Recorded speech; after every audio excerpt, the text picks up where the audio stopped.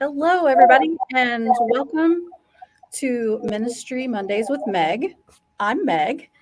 I am Reverend Meg Biddle. I am the National Coordinator of Ministry Life and the American Baptist Personnel Services, and I serve at the American Baptist Home Mission Societies in King of Prussia, Pennsylvania. So there's my little commercial, and just want to say welcome to everybody. Thank you for joining us. Today, I have as my guest my friend and colleague, Reverend Cody Knapik, who's the pastor of Craneville Baptist Church. Um, Cody, thanks Hello, for friends. joining me today. Yeah, of course. Thanks for having me. And hello to everybody else that may or may not be on with us. So, Yeah. So, it's always fun when you have somebody that doing this. So I know who you are.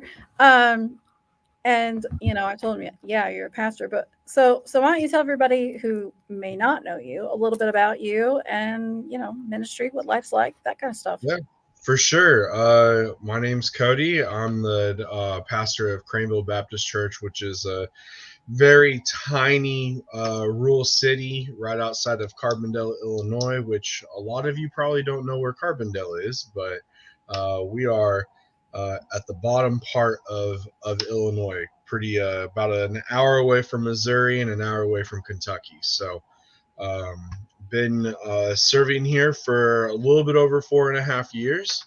It's been a good time, a definitely challenging time, as any pastor will tell you that's been serving, especially throughout the pandemic. So, but been really good. Met my wife down here, got married about a year and a half ago, and everything else is just going and getting there. I do think that the most displayed aspect of my personality for those that are watching is exactly what you see on the screen.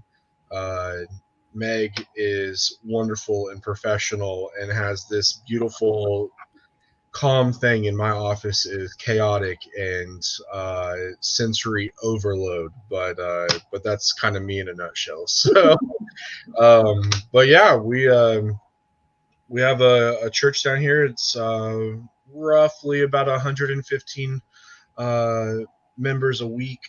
Obviously, more that we interact with and stuff, but we've got different missions that we participate in down here.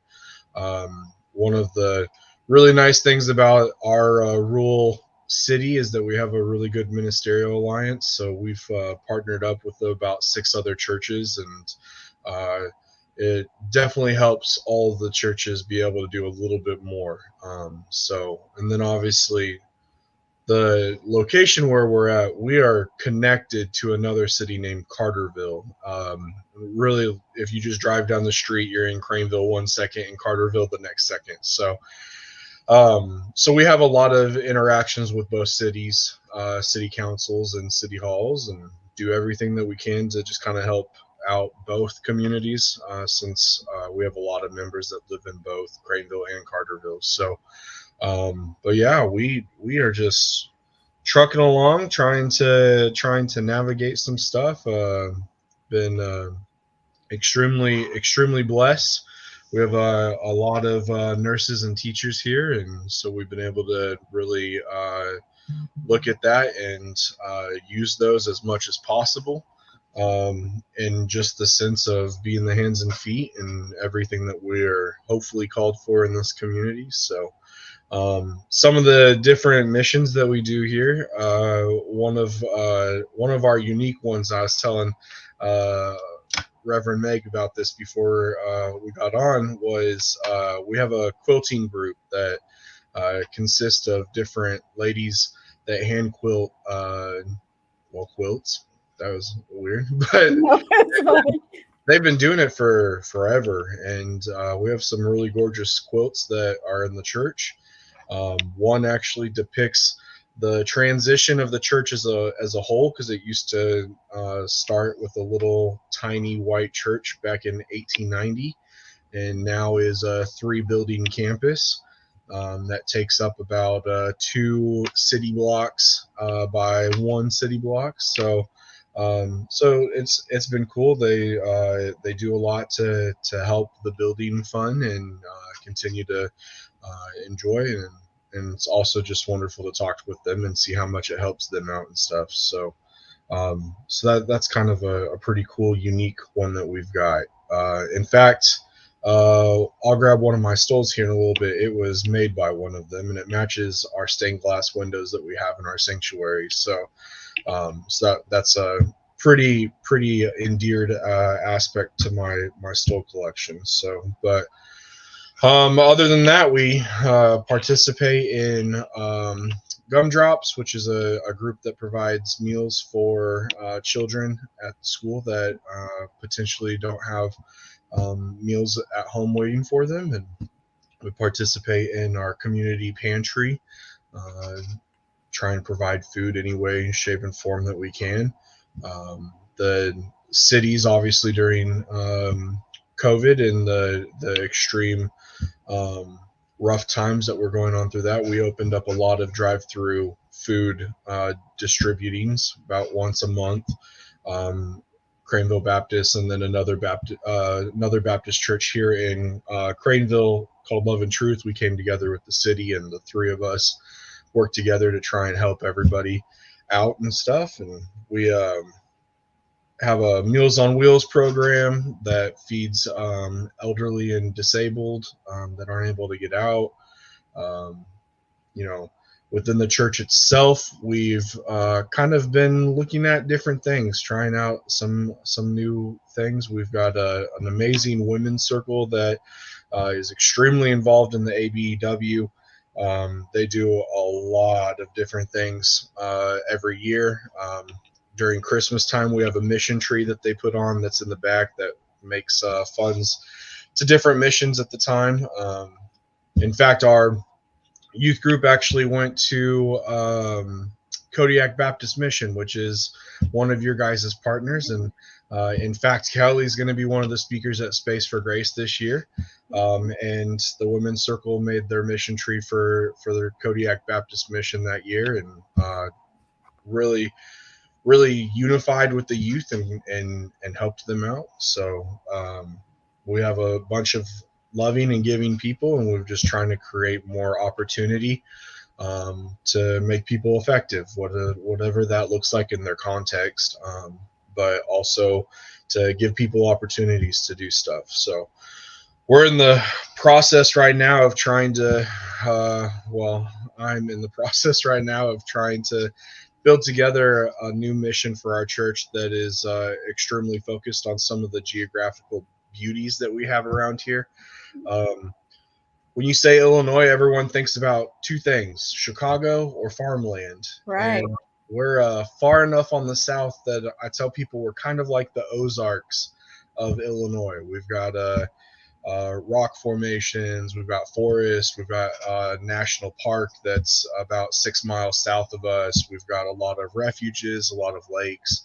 Um, Hunting, fishing's very popular down here and stuff. So we've just been trying to look at navigating and building a new mission to be able to balance the spiritual aspects of multiple recreations that we have down here, and also really focus on how we can take better care of our planet and be good stewards like Genesis tells us to. So we're in the process of building that up right now. We're in the process of just getting people to reflect and look in and figure out some of their own gifts and what God's calling them to do on a daily basis. So we're just a little bit running around doing a little bit of everything right now.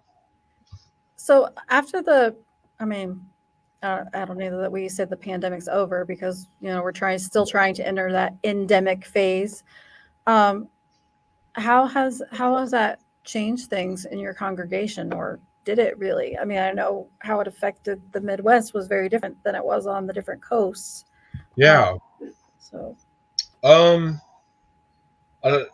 So I can sit here and tell you what I think. I mean, obviously, like you said, we're definitely not through it. I think we're, step in the right direction, right? We're not on complete lockdown anymore and stuff like that. Right. I live in an area where it probably wasn't focused on as much as some of the bigger cities, just because the population is nowhere near the same level. We obviously had a lot of connections from a state-wise because we have Chicago, and Chicago was getting hit very hard. We do have interfluxes where we per capita try and keep up with Chicago, which is frustrating every once in a while. But overall, I think it's just been everyone's trying to be as safe as they can be without really changing a whole lot. We went to um, hybrid service there for the longest time. Went to two services because we're right above the threshold of being able to do it as safe as possible. We did streaming service only for about 9 months while we were actually in the lockdown, and we really tried focusing as much possible on just taking care of our own flock in that process. Now that we're on the outer side, it's been a lot of more time of sitting down and saying, okay, now that we don't have all these restrictions, how do we do ministry? Like, how do we still take care of our people? How do we make sure that we're not taking advantage of the blessings that God's given us, but how do we also make sure that we're not being illogical in putting people at risk? So we still do a hybrid. We have a YouTube channel. We stream.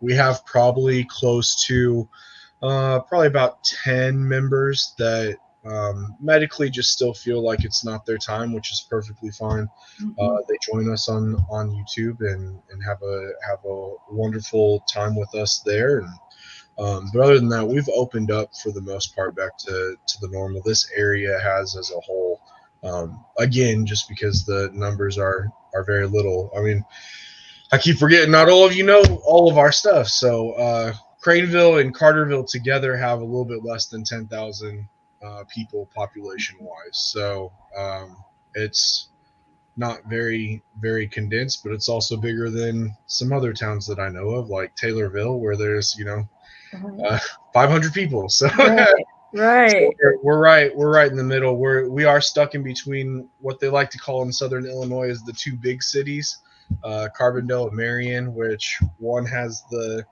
population of 24,000 and the other one is like at 23. So those are the big cities around here. So so we flux the very big in the sense of group communities. I mean, there's 7 towns all within 3 miles of where my church is. So there's a lot of ways that we work with a lot of the other communities and stuff too, to just try and be able to implement the most and help out everybody as much as possible. So it's just a good little mixture. So So as you've done the best you could do, it sounds like you guys are getting yourselves back together after the pandemic, or come back together as the pandemic. You're working in your community to try and create. I love that idea of taking, like your natural resources, like the state park and all of that, and creating ministry out of there. Was that something like you just what was it that facilitated like that kind of need for that kind of ministry? yeah, I joke with everybody that there's about three different religious pools in this area. The first one is Christianity. The second one is baseball, and the third one is the outdoors. So it was really just sitting down and thinking and having conversations with a lot of people here about kind of some of their interests. And I just sat down one day and I was like, how much of the spiritual side of it do you guys focus on? And a lot of people were like, well, we know about it, but we don't probably like focus on it as much. And I was like, that's something easy and something that we have a want here. We have a bunch. We actually have a American Baptist church that we're friends with in Ava, which is about an hour away, that has a hunting service. They the first Sunday of hunting season, everyone comes and wears their hunting gear, and they pray for a good hunt, and that's just kind of Southern Illinois in a nutshell. So it was like, how can we do that? How can we create a healthy balance between people's church life and people's hobbies on the outside? Um, I feel, and I think a lot of pastors feel this way, that for us it is a lot more combined. Like everything I do is a way of worship and is a way of continuing. Sometimes that's not as predominant with our flocks for no other reason other than just they're not in the church every single day like a lot of us are. So just building things where you can sit down and say, listen, you love to kayak? Well, let me show you how to do some Christian meditation, where you can appreciate the blessing that we have, because it really is a blessing. I mean, talk about trying to focus on your own health and stuff. If I wasn't surrounded by nature the way I was, I don't think I would have been able to handle the pandemic as well as I did. And that's not to say that I handled it well, that just to say that it could have been a lot worse at things. So having what we have in our backyard, it's like, why are we not using it? Why are we not, every kid in our church should grow up understanding and knowing that we're called by God to take care of our land and take care of our animals, and to really and truly have that stewardship, and just push it a lot more, and say, hey, we're extremely blessed to have this. If at some point in time you move, you're not going to have this anymore, so appreciate it, take care of it, do the stewardly thing that God calls us to do, to take care of it and to love it, and to not take advantage of it, but to truly have a connection with. So some of that creation justice Yeah. stuff that that often gets overlooked. I mean, yeah, we talk about climate change and we talk about global warming, whatever you want to call it, and there, but you don't talk about really, how we got. Yeah. It's just been, well, we've ignored it, kind of thing, Yeah. and Well, what we're called to do with this that we're borrowing. Yeah. yeah. Well, that, and there we have a pretty weird dynamic here. So I grew up in Lawrence, Kansas, which is where the University of Kansas is, and we have something like 68 parks in our city. It was very EPA, very nature, very predominant in taking care of areas you were at and stuff. And then I came here, and I'd grown up being extremely appreciative of everything that EPA was. Mm. And I came here and I saw the exact opposite of it, because this was a very big coal mining area. And then once the EPA came in, it didn't meet the requirements for safe energy, exactly.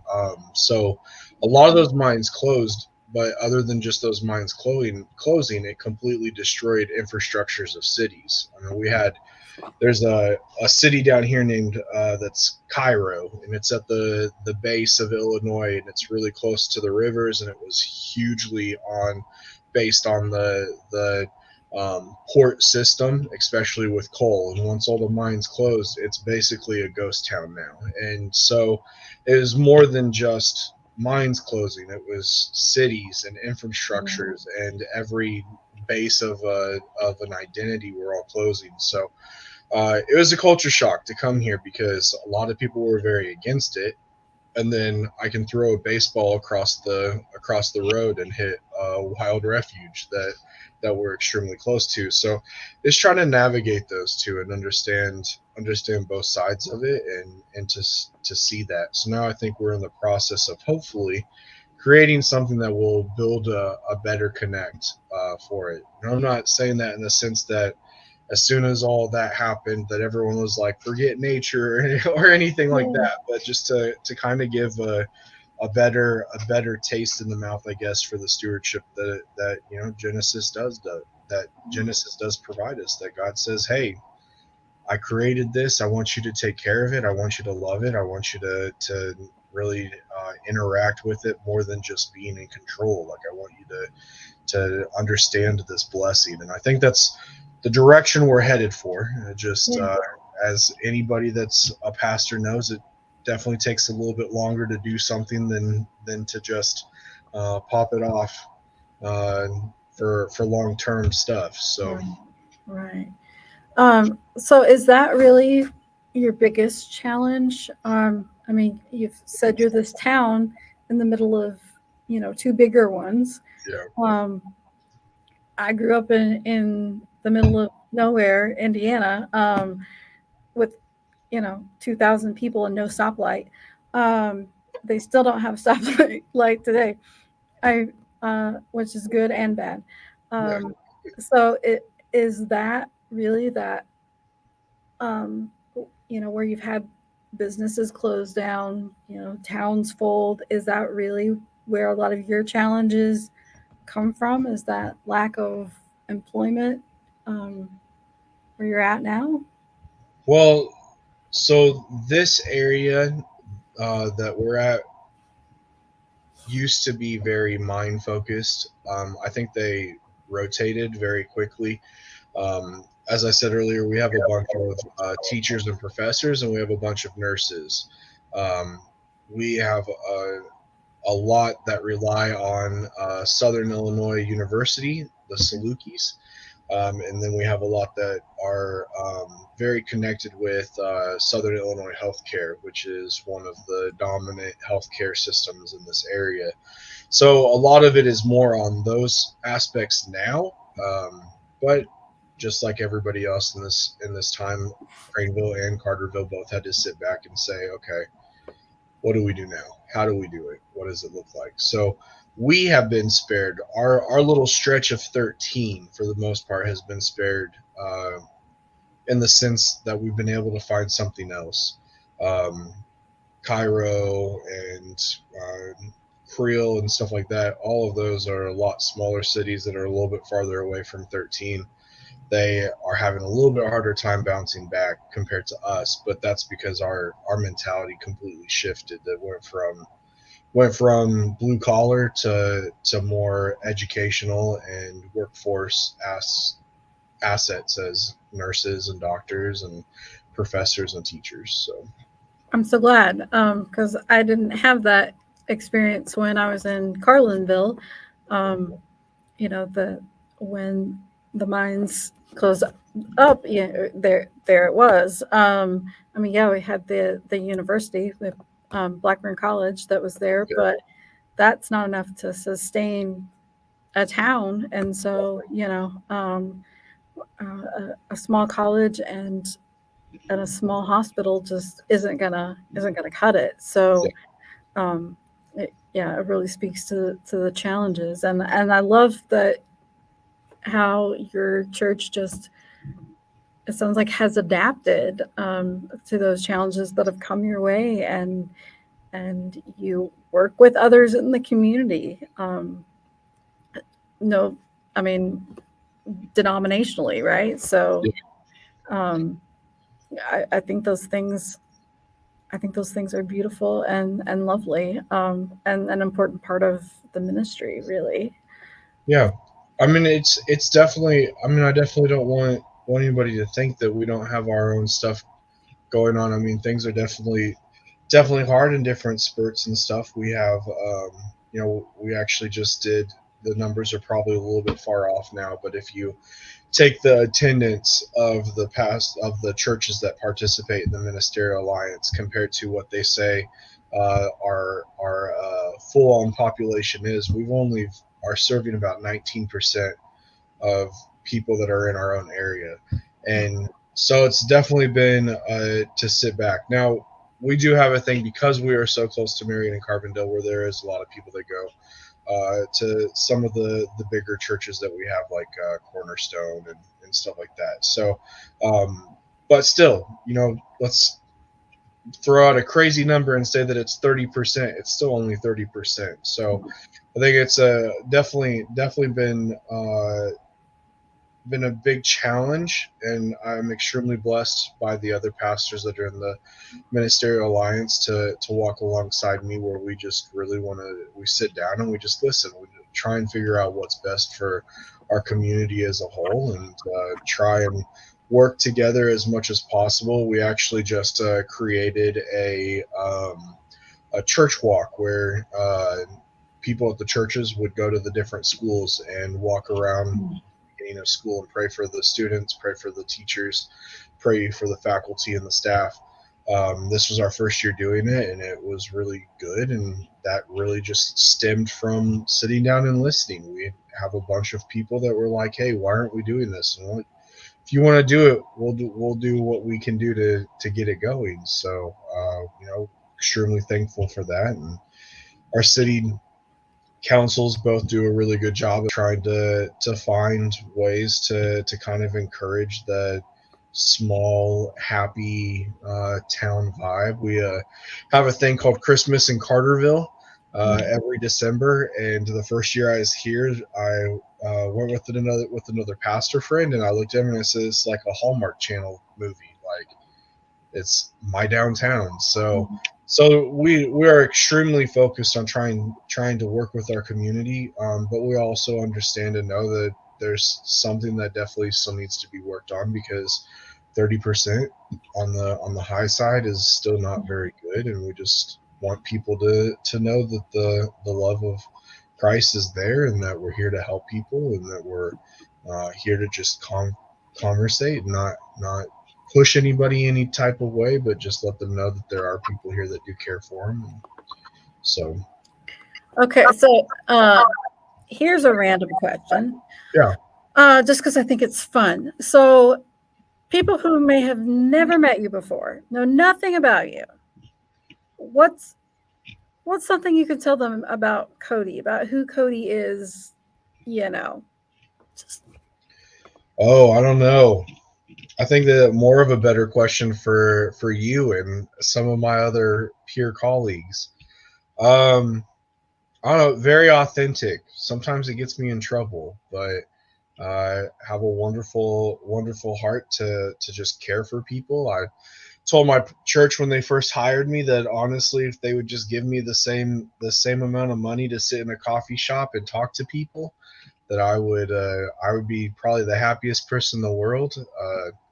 I do have to admit that as I'm getting a little bit older and a little bit wiser, that I definitely don't talk as much, but I've gotten in trouble for the last 32 years for talking too much. So I'm just definitely a people person, and just enjoy walking with people and getting to know them, and going to ball games and dance recitals. And I joked with my church. I felt like I had about 30 kids when I first moved here, because I was single at the time and had absolutely nothing else to do than go to all of the games and dance recitals and musical concerts and stuff. So I'm just yeah. definitely all about the people, very extroverted. So So and do you have a sports team? Do you have? I mean, do you have yes. a team?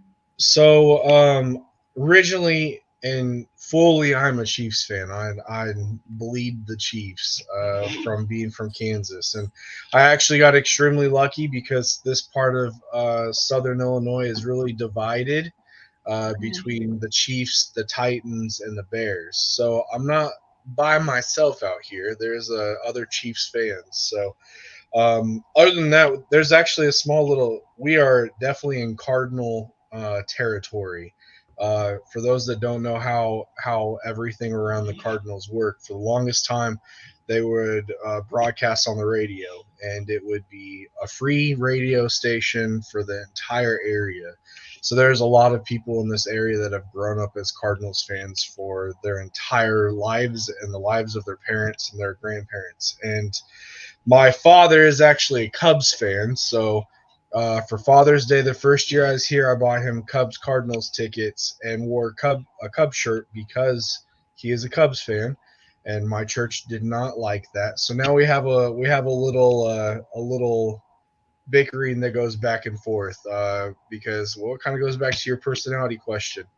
I'm one of those people that if you tell me I'm something enough, I'll be that something, whether I'm that something or not. So I guess I'm an honorary Cubs fan. I don't really enjoy baseball that much, which kind of is disappointing in this area because, like I said, I understand. Yeah. it is a secondary religion in this area. But yeah, the Chiefs love soccer.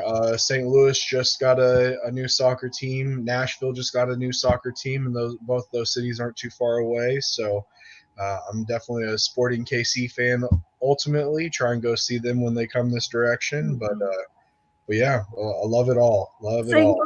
saying you don't like baseball is like saying you don't like basketball in Indiana. Yeah, You same people thing. look at you like you have two heads or something. Exactly. You say the same thing where I grew up about basketball, and people look at you weird. So I'm sure. I'm sure they do. I'm sure they do. I'm sure they do. Um, so as we wrap up here, I have that final question for you, the one that yeah, I ask everybody, the joy question. So in everything that you do, answer this however you would like. What brings you joy? yeah. Um, the biggest constant thing is the people. Um, I feel like this is not going to be crazy to any pastor that hears this or any pastor that's watching with us right now. There is a lot of sleepless nights. There is a lot of heavy hearts time that you have. And I think the one thing that kind of pushes you through it and keeps you going is the people, is the people that you get to not only preach for, but the people that you really get to live life with. I actually just celebrated my 32nd birthday yesterday, and it's obviously a pretty big deal when the pastor's birthday is on a Sunday. So during church, our junior church, a bunch of the kids drew and wrote happy birthday and just encouraging messages. And it's actually on my bulletin board outside of my office right now. And they, in fact, let me move my shoulder. There we go. I got that little tiny pillow back there from VBS that just is just from all the kids saying, "Hey, we appreciate you as our pastor, and we appreciate and love you," and just stuff like that. That's where the real joy comes from, is the people. I am newly married. There's a lot of joy there, and a lot of joy with my wife. She encourages me and lets me see things from a new perspective, which is always a good thing. And but other than that, I think joy was something that a lot of pastors focused on during the pandemic, mainly because we had a lot of time to think about it and stuff. And so been on this journey of trying to take a better care of myself and bring the joy out in that too. So like I said, our backyard is a play area. So we try and go boating, try and go fishing. I'm not very good at fishing, but I enjoy it. Try to kayak and hike. We have a boxer husky named Miska that absolutely loves going hiking with us, so we try and take him out and stuff. So really just trying to focus on the time that we have with nature, the time we have with each other, and the joy that community brings. I mean, I think that's one of the most important things, especially for us as American Baptists, is that community. So that's definitely where the joy is at. The joy is at with the people that we get to walk with in this life. Did you want to show off your stole Oh yeah, I can do that real before quick. we close?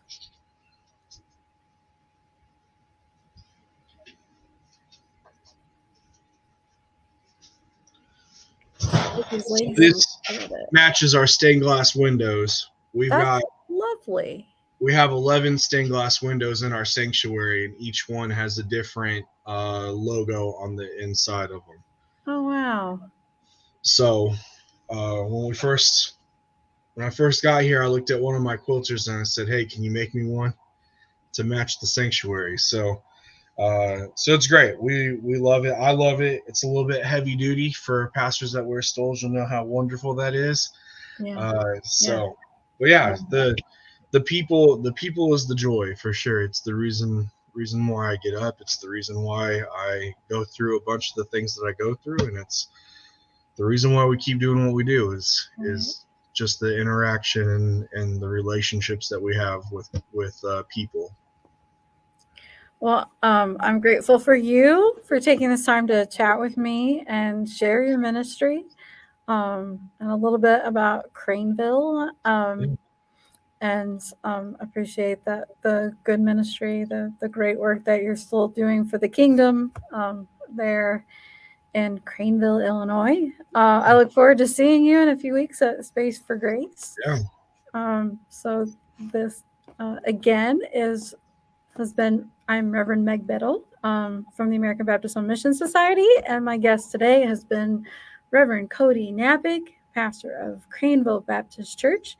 You can catch Ministry Mondays with Meg on Facebook. On where are we at? We're everywhere. We're Facebook. Yeah. We are on YouTube. You can catch us on Ministry Life. But we try to go live Mondays at 11 on Facebook, and just sharing others' ministries and the great work that folks are doing. So thank you everybody for watching, and thank you, Cody, for being a part of this today.